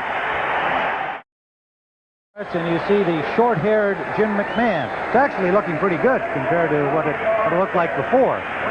And you can see Matt Suey, who caught the touchdown pass. Walter Payton, who's dead tired. Suey got dinged in the head, remember, earlier in the football game. This is really a football game on a day like this. Is a game of will. And you got to reach down sometimes and get up as much as you can, because it's a tough day. The linemen have been bending over, gasping for breath in between plays. It's a tough day. It's where you earn your money.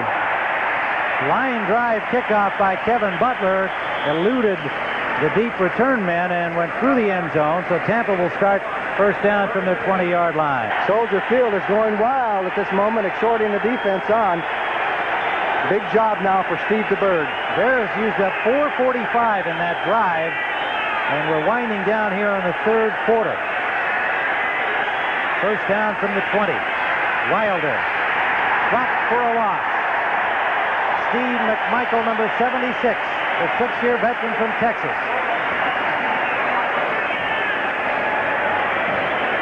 Okay, the Bears were in their 46 defense, but moving some people. A little bit of confusion. Watch 50 Singletary. There goes 50's telling everybody where to get. Marshall got inside. Oh, we're at the end of the quarter as the Chicago Bears. You'll see McMichael's the one who ends up getting the tackle. Singletary's trying to devise, tell everybody where to go. Apparently, Steve McMichael, 76, he heard it right because he made the tackle. Well, we finished the third period. At the end of the third quarter, the score, Tampa Bay 28, the Chicago Bears 31. We call from the 13-yard line. Jerry Bell in motion. They give it to Wilder, trying the right side. He slipped, trying to cut upfield, and it dropped for another loss. Well, perhaps just a no-gainer at the line of scrimmage. Otis Wilson, Singletary, and Wilbur Marshall, number 58. All three linebackers were there to make sure Wilder could not move. I think what's going to happen is the pass play should have been on this down rather than the third down coming up. The situation here, as you can see, the Bears are all over it, and Wilder had not at 100%. Now the Bears will go into one of their prevent defenses, and this is the toughest time to throw against Chicago. They had the best record in the league the last 5 or 6 years in percentage of completions against them on third down. Timeout called by the Buccaneers on this third and long.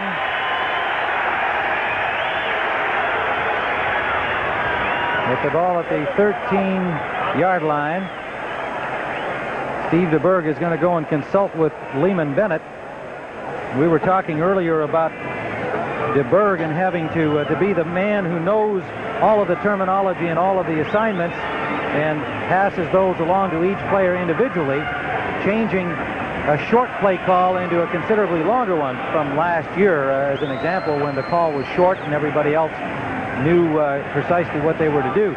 If Steve Young is to be signed, as they hope to do, the young man from the USFL and BYU is a collegian, I would think that with what DeBerg was telling us yesterday, it would take Steve Young some time just to learn the terminology, let alone find himself in a position to compete with DeBerg this season. I would agree with that, and so does Lehman Bennett. DeBerg's done well in this football game. The key play of this football game was that interception that gave the Bears the quick 7 points at the beginning of the second half, and it seemed to turn the tide, and Tampa Bay has been trying to hold them off. They need a big play, and it's tough to get on the Bears on third down, so we'll see what happens. All right, the Buccaneers are ready, and they go with a straight-ahead dive to Wilder on 3rd and 15, and McMichael made the tackle. They had a long discussion for a rather simple play. Well, they figured it was going to be tough to get the throw against the Bears, and but I say you're asking a lot to get 15 yards on a draw play with anybody. And it wasn't even a very well-disguised draw. I mean, it was almost a straight handoff, although it looked like it was designed as a draw play on 3rd and 15. Garcia standing in his end zone. Taylor way back at the Bears' 35-yard line. And the ball is blocked. The punt is blocked by Sean Gale. And it is a dead ball at the 13-yard line. Sean Gale, number 23, blocking the punt. the second-year man from Ohio State.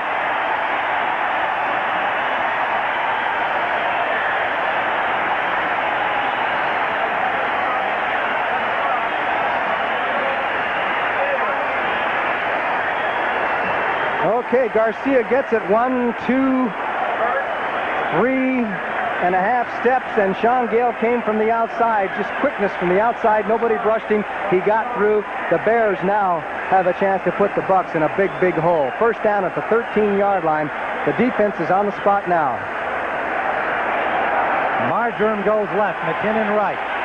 Payton back into the ball game. Calvin Thomas replacing Matt Suey on this play.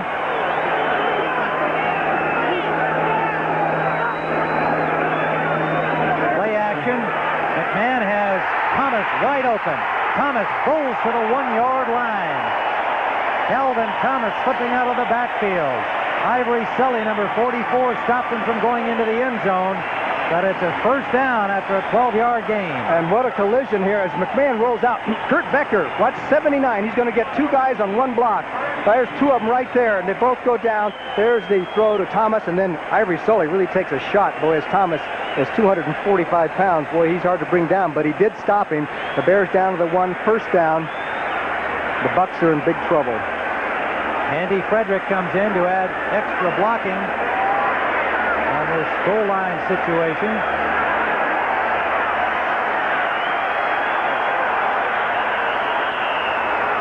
Chicago timeout. Timeout called by the Bears. So a little mix-up of some kind that McMahon wants to make sure he has absolutely straight, as the Bears have a chance here with 12:37 remaining regulation time to really open up a lead. Mike Ditka looking on as his team has first and goal at the 1-yard line of Tampa Bay following Sean Gale's blocked punt. Blocking the punt of Frank Garcia. Jim McMahon took a timeout to make sure that they have the right play ready here on first and goal. Moorhead starts in motion, reverses himself, rolling out as McMahon. He will walk in.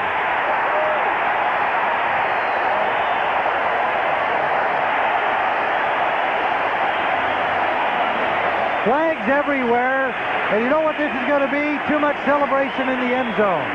And that will be tacked on to the Bears kickoff. You got to be kidding. Well, no, I'm not, because that's all that could be. McMahon and Kurt Becker. They scored a touchdown. Will penalize 5 yards on the kickoff. Unsportsmanlike conduct.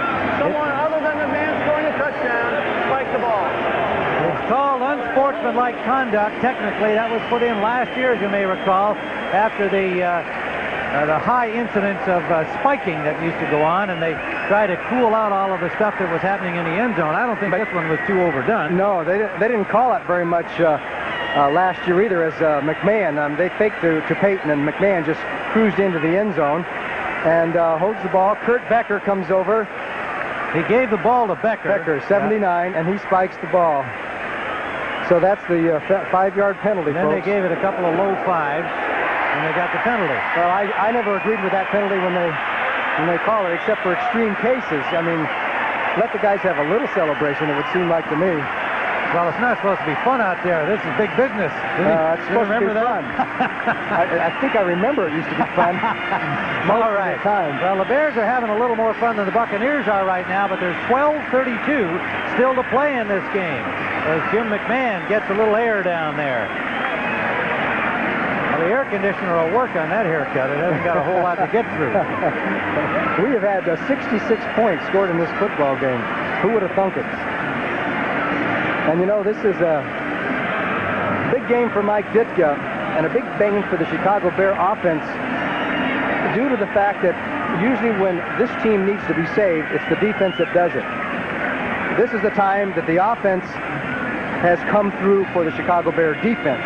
Atlanta at San Francisco, the first games of the doubleheader Sunday. And a good kickoff is taken by McGee, Calvin McGee, the reserve U-back, number 86, the rookie from Southern, and he gets to the 45-yard line. So the Buccaneers will start with good field position here with 12:24 remaining. And Johnny, your comment on that decision? Do you like that kickoff play or not with 12:24? You know what I was thinking about? I was thinking about Pete Rose. I just saw on the scoreboard, Pete Rose has just tied Ty Cobb's record, 4,191 hits, so he needs only one more, so back to football. Is Rose, is he a wide receiver or running back? He was a halfback in high school, and a good one. I bet he was. Congratulations, Pete. First down, Buccaneers from the 45-yard line. Wilder trying to get outside. Takes it upfield. Otis Wilson was doing a good job on the block of Jerry Bell, but Wilder just determinedly battered his way forward inside the block, wound up with nearly a 10-yard gain. He has just been outstanding today. Singletary and McMichael put the stop on him. Remember, he's playing with a sore shoulder that occurred earlier in the game. And the Bucks have gone to the run. They haven't thrown much in the last few minutes of the game. And 141 yards, 22 carries. And it is second and about a half yard. Tampa Bay, and they're in Bears territory. Wilder again takes it outside. Leaped over the tackle of Fensick and landed again on that bad shoulder. And he has the first down and then some inside the 35, but he is in pain. He tried to hurdle Fensick, who again tackled him low. Smart play by Fensick, but Wilder, out of control in the air, landed on that sore shoulder. A flag down on the play. Holding, 88 offense, 10-yard penalty. Oh, you got to feel badly for Wilder. A painful gain for a first down will be called back on a holding penalty against Jimmy Giles.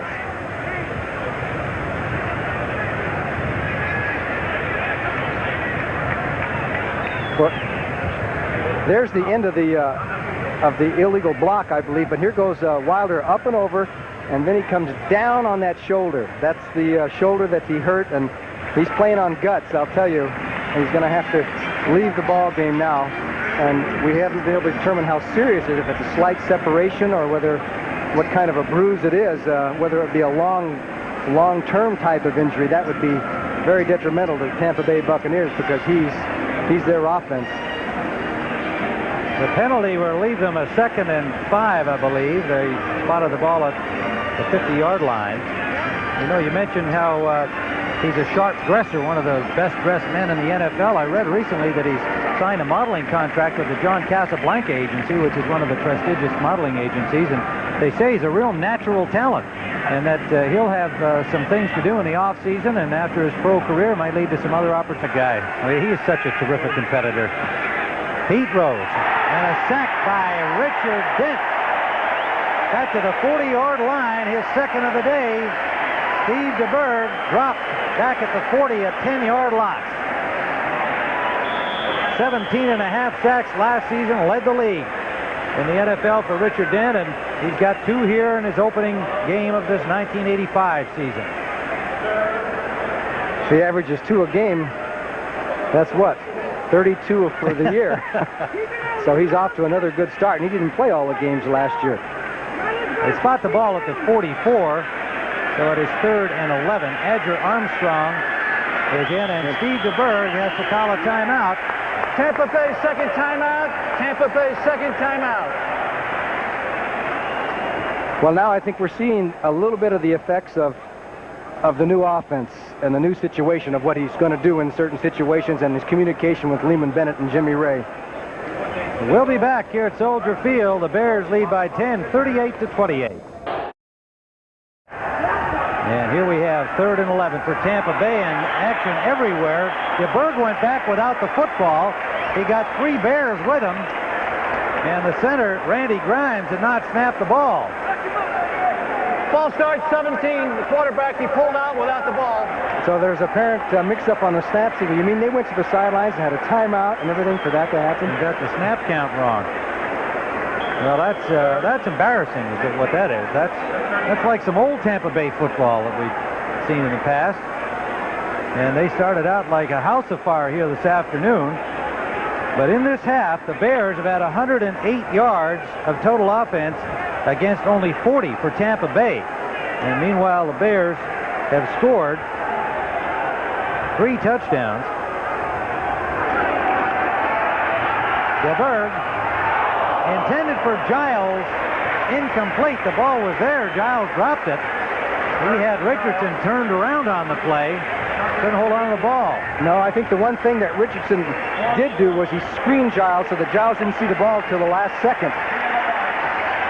At any rate, it's 4th down for Tampa Bay. Garcia at the 23-yard line of the Buccaneers.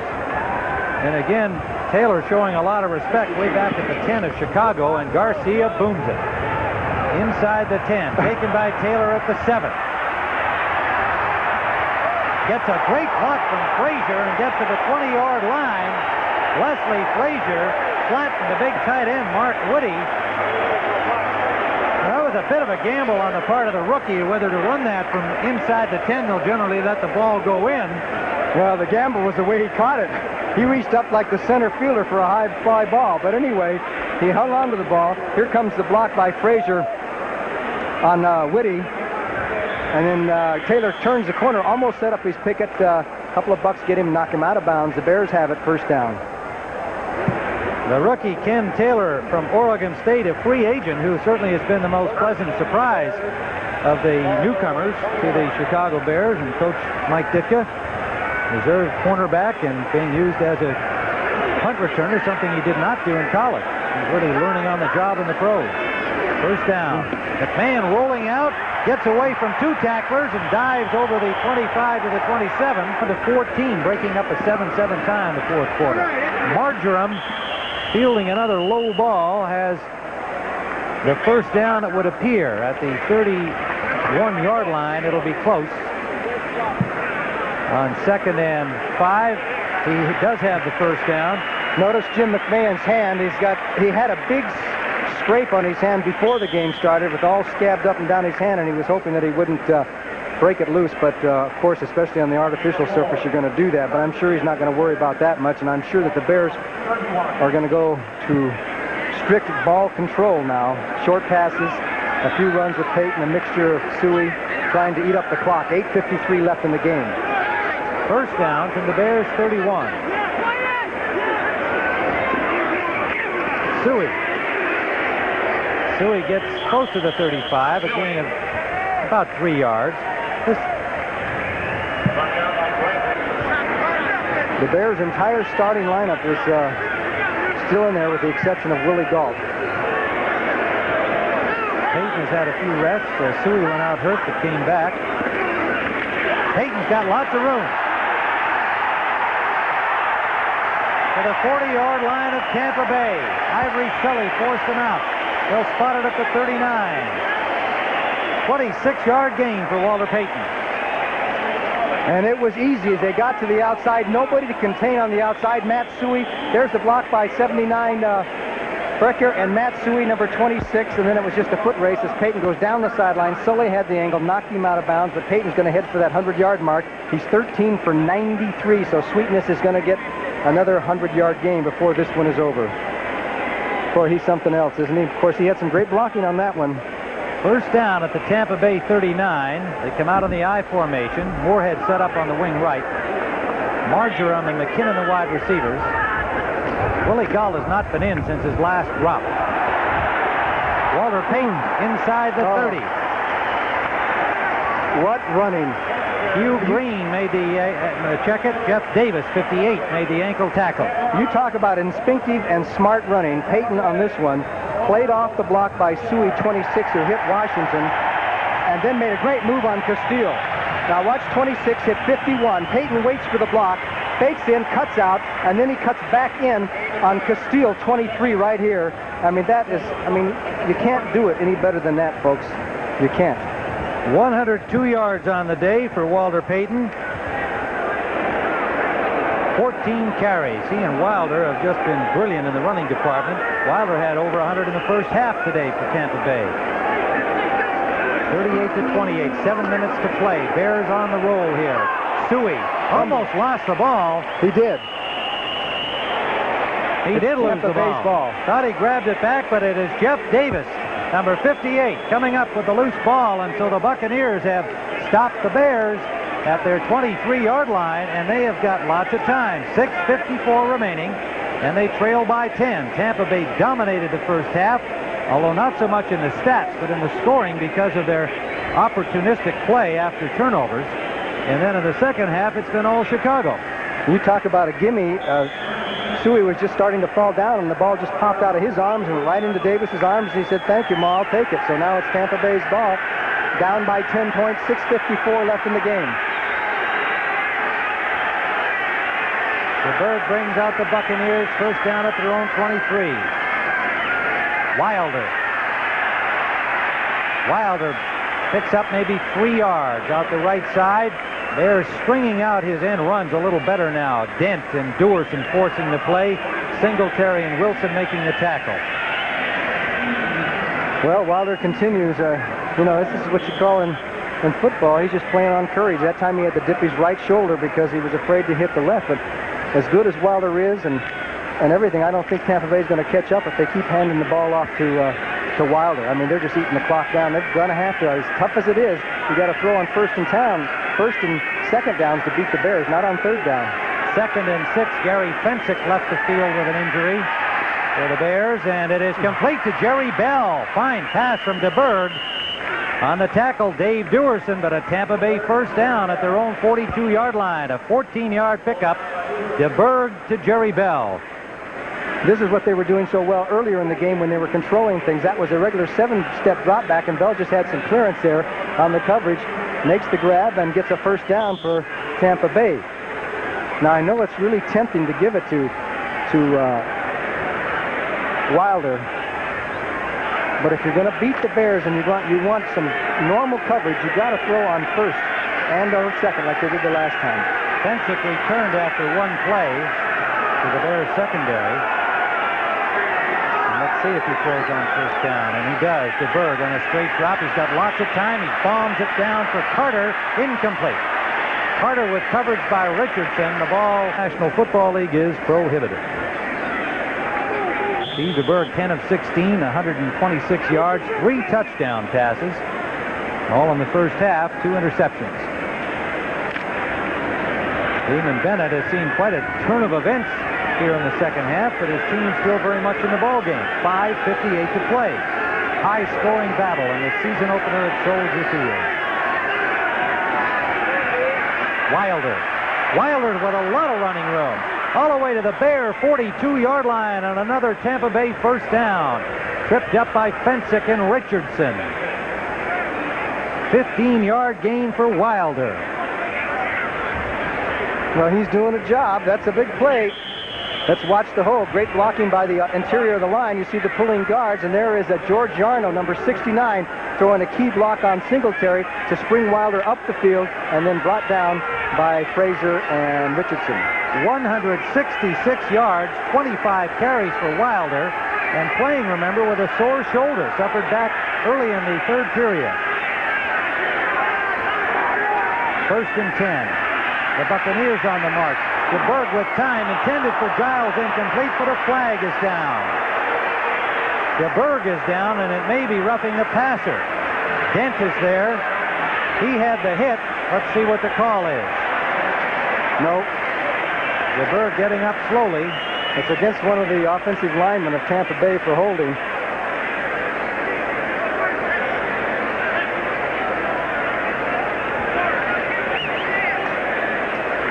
One thing that DeBerg has not been able to do is to get it to Jimmy Giles much today. Holding, 62 offense, 10-yard penalty.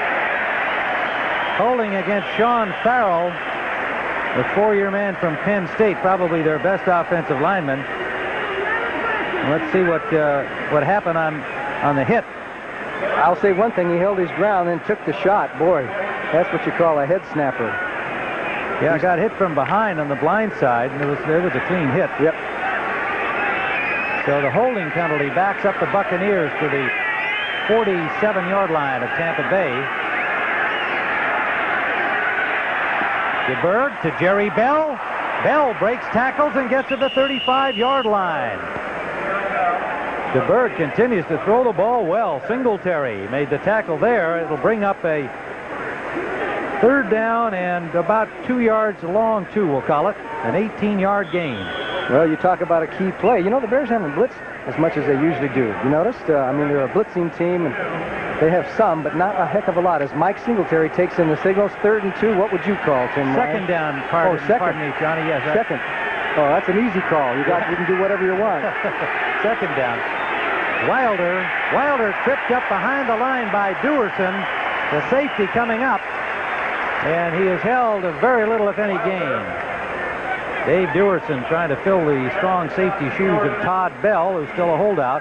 And we have 4:11 and ticking with Chicago in front by 10. You know, with Dewerson having to play in Bell's spot, it really affects two positions as I see it, because Dewerson was a very effective nickelback, a guy who can go and intercept that ball for you, and when he came in on passing downs, he was a key guy. Now Sean Gale fills that role. 3rd down and a long 3.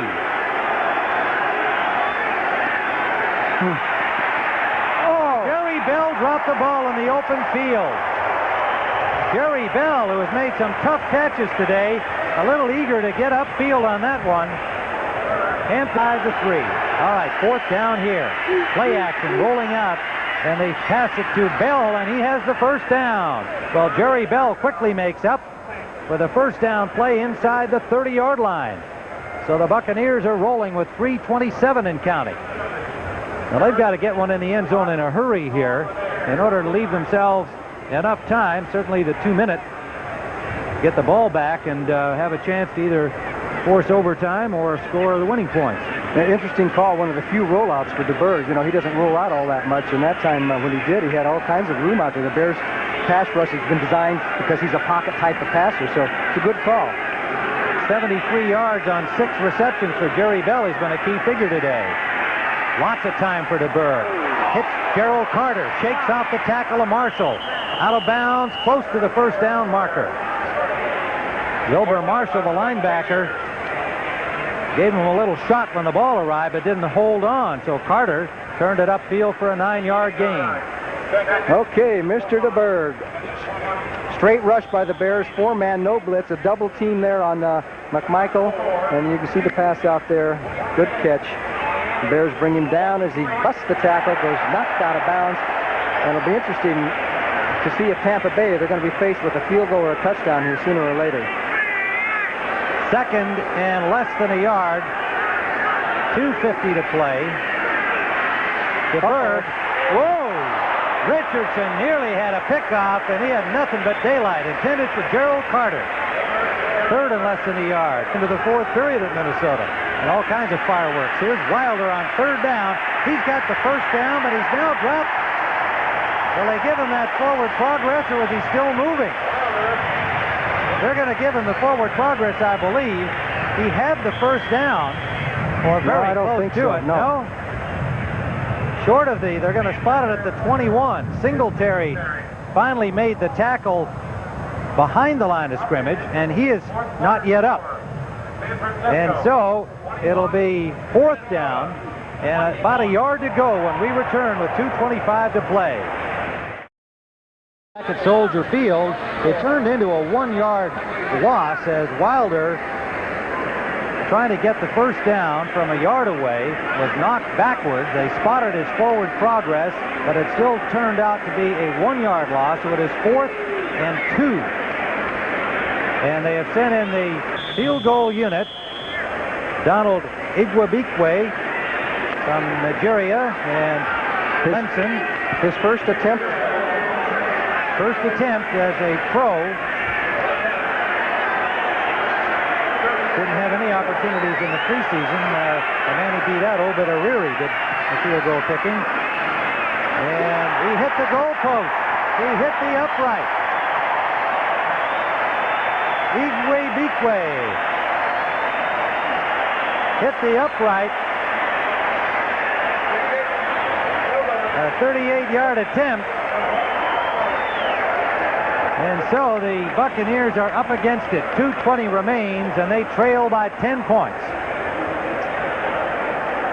Well, an inauspicious beginning as he hits the upright, and really not much left for Tampa Bay now, because aside from missing this field goal and being down 10 points, they only have, I think, 1 timeout because they had to use a couple of timeouts throughout the second half because of confusion as to what they were going to run. So the Buccaneers are in big trouble after a very spirited effort here. They played a heck of a football game. So the Bears take over at the line of scrimmage, the 21-yard line of Chicago. McKinnon in motion. They give it to Payton. Payton steps inside. He's got Bortz ahead of him. Perfectly timed burst through as a first down for the Bears to the 36-yard line. He is so beautiful on playing these blockers. I mean, he did it twice on that run, and there's a lot of runners, you do that by thinking. It's not all instinct. But he's got Kurt Becker coming first. He plays off the block by Kurt Becker there, cuts inside that. Now he's got Mark Bortz, 62. He waits for Mark Bortz to kick his man out, and then he cuts back inside. That's brains and instinct and ability. 14-yard gain for Walter Payton. And a first down, Chicago at their own 36. 2:13 on the clock. And we talked about the importance of this game, even though it's the first one of the season. It's a divisional game. Payton this time stopped after a pickup of a couple. And last year the Bears were 7-1 inside their division and went on to win the title. Detroit had done the same thing the year before. And you just got to beat the guys in your own division, and the rest of it kind of takes care of itself. So we're at the 2-minute warning here with Chicago 38, Tampa Bay 28. So the Bears are 2nd and 8. Walter Payton is hit again right at the line of scrimmage and got little of anything there. The man to make initial contact, Scott Brantley, number 52, Last timeout. followed by Chris Washington, and the Buccaneers take their final timeout. 3rd down and 7. Big play for Tampa Bay. They got to stop them here. They throw the screen to Thomas out of the backfield. Thomas slipping into the middle, a flag down. He is short of the first down by 3 yards. Let's see what the flag is. It's an important call.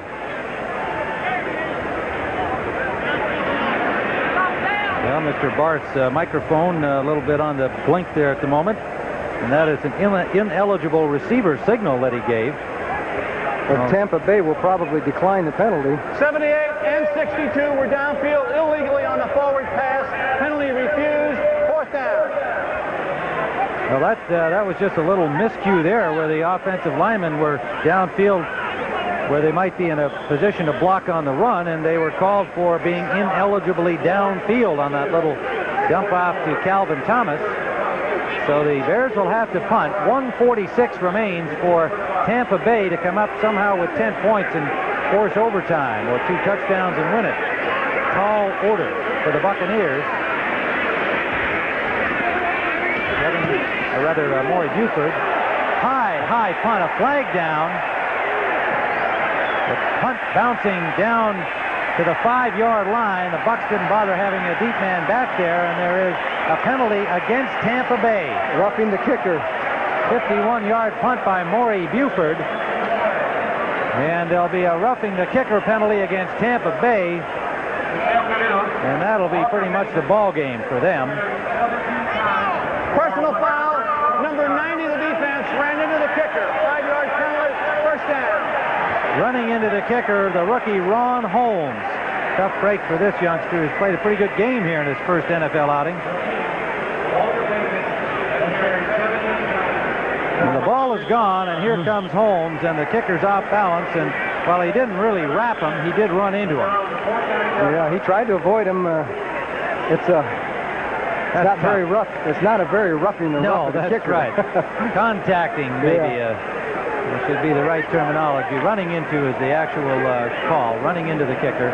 Tough break for the rookie Ron Holmes. And for the Tampa Bay Buccaneers, because it is Chicago ball, 1st down at their own 49-yard line. And they give it to Matt Suey. Suey has a good hole up the middle, picks up about 8 yards. And I think a storm is fast approaching Soldier Field as the dark clouds come in and the wind is just picked up by about 30 miles an hour. That hurricane didn't get this far north, did it? 112 and ticking down. And the wind is just completely turned around, Johnny. As you mentioned, that storm coming in. The wind is now blowing in the opposite direction from what it's been blowing all day. And the fans, seeing the approaching cloud front here, are starting to head to the exits. The wind has really come up. Tampa Bay cannot stop the clock anymore. 2nd and 1. Dennis Gentry cuts it back in the opposite direction from whence he started and has the first down to the 38-yard line with 38 seconds and counting down. So the Chicago Bears have scored their first victory of the 1985 season. It was an exciting, wide-open game that Tampa Bay did an outstanding job in the first half, opportunistic, and rolling up a 28-17 lead, but it was all Bears in the second half, offensively and defensively, and they wind up with a 38-28 victory as they try to defend their Central Division championship. Mike Ditka over to give his handshake to Lehman Bennett. An entertaining game for the hometown fans in Chicago and a good show by the Tampa Bay Buccaneers. That's all from Soldier Field.